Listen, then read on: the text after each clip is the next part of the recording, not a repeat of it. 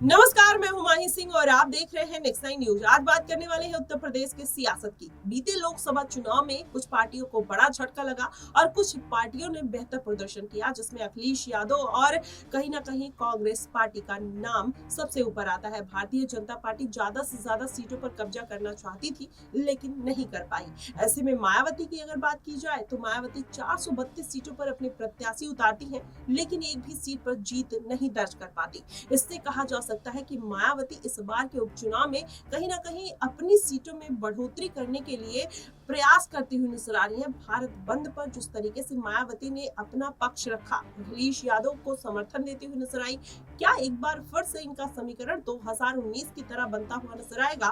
क्योंकि 2019 में लोकसभा चुनाव में मायावती और अखिलेश यादव ने गठबंधन किया था।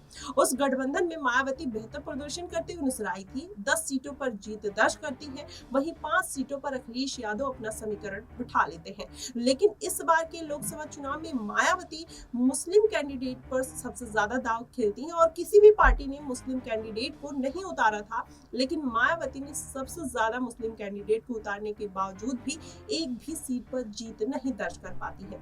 ऐसे में अगर मान लिया जाए भारतीय जनता पार्टी जिस तरीके से दमखम दिखाने का प्रयास उत्तर प्रदेश में कर रही है, क्या वो दमखम इस बार काम आने वाला है? क्योंकि कटहरी सीट और मिल्कीपुर सीट पर अखिलेश यादव ने जिस तरीके से अपना परचम लहरा रखा है, अवधेश प्रसाद और अजीत प्रसाद कहीं ना कहीं मिल्कीपुर सीट पर अपना बैठ बनाने की कोशिश कर रहे हैं, लेकिन योगी आदित्यनाथ भी इसमें पीछे नहीं है। जो समीकरण बिठा रहे हैं उससे लग रहा है कि मिल्कीपुर सीट पर कांटे की टक्कर होने वाली है। वहीं कटहरी सीट की बात करें तो मायावती भी वहां पर अपना परचम लहराने की कोशिश करते हुए नजर आ रही है, क्योंकि अगर देखा जाए वहां का समीकरण तो वहां पर दलित vote bank Ambedkar Nagar area में बहुत ज्यादा देखने को मिलते हैं और इसी की वजह से कहीं ना कहीं ये भी कहा जा सकता है कि मायावती अब उन कड़ी में आगे निकलती हुई नजर आ रही है। लेकिन उसका कितना फायदा मिलता हुआ नजर आएगा, ये तो आने वाले उपचुनाव में पता चल जाएगा। लेकिन उसके साथ ही अगर देखा जाए तो मायावती और अखिलेश यादव अगर एक बार फिर से गठबंधन करते हैं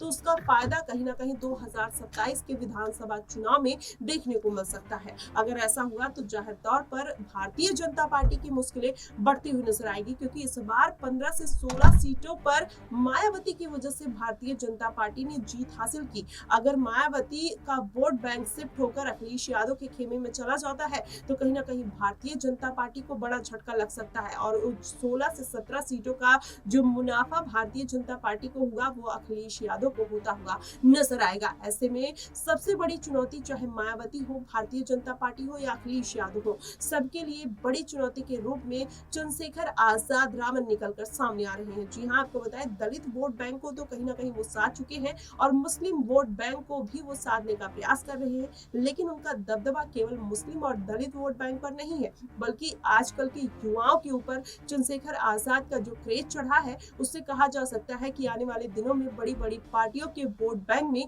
सेधमारी चंद्रशेखर आजाद कर सकते हैं और वो सेधमारी कहीं ना कहीं आने वाले चुनाव में भारतीय जनता पार्टी और अखिलेश यादव के लिए बड़ी मुसीबत का कारण बन सकता है।